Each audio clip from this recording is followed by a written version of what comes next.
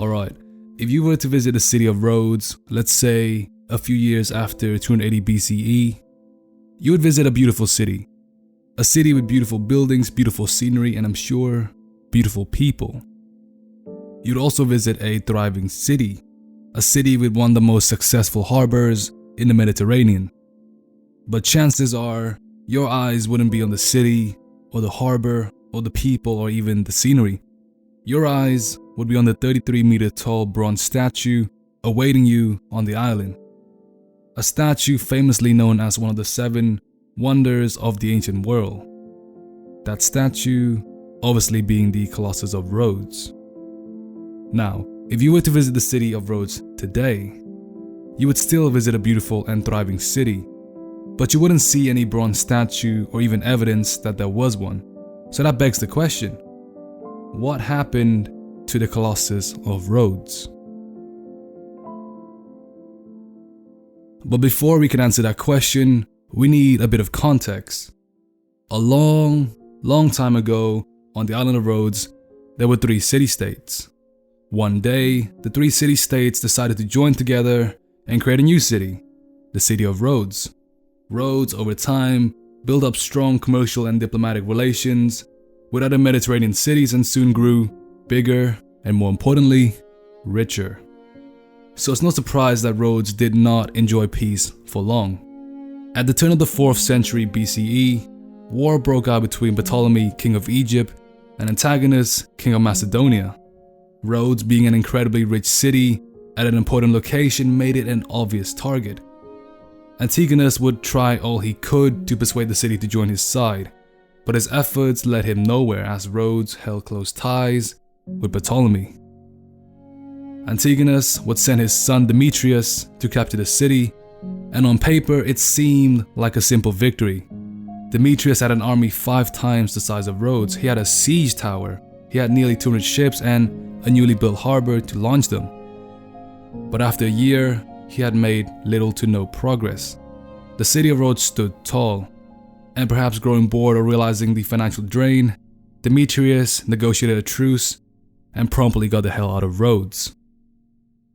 The people of Rhodes were overjoyed and wanted to do something to celebrate the colossal occasion. And of course, what better way to celebrate than to build a 33-meter tall bronze statue of Helios, the Greek sun god. The colossal task of building the statue was given to Charles of Lindos, a famous ancient Greek sculptor, and it would take 12 years and 300 workers to complete, starting in 294 BCE and finishing in 282 BCE, so it was definitely not a quick project. The Colossus of Rhodes is believed to have been built on site, with the bronze outer layer done first, with stones then filling the inside and then mounds of dirt being placed around the completed section. This allowed workers to build higher and higher with great stability. Rinse and repeat for 12 years and the Colossus of Rhodes was completed. While we have a good idea of how tall the Colossus of Rhodes was, who built it and how it was built, the exact location of the statue and the exact pose are both a debate. Let's start with the simpler one, the exact location of the Colossus of Rhodes.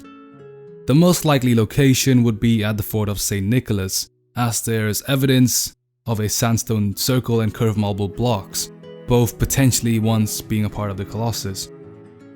The Colossus has also been depicted standing at the mouth of the harbor, though this location is unlikely. We'll get into that later.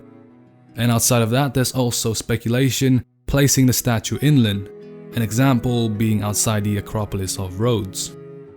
However, one thing is for sure, there's no concrete evidence supporting any particular claim, so the best you could possibly do right now is provide guesswork. Now let's get to the exact pose of the statue.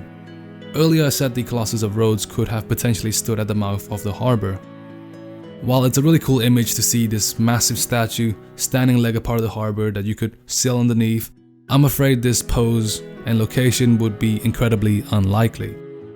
Because A, the Colossus would have collapsed under its own weight or fall due to the strong Mediterranean wind. B, the Rhodes harbor would have had to been closed for an extended period of time during the construction.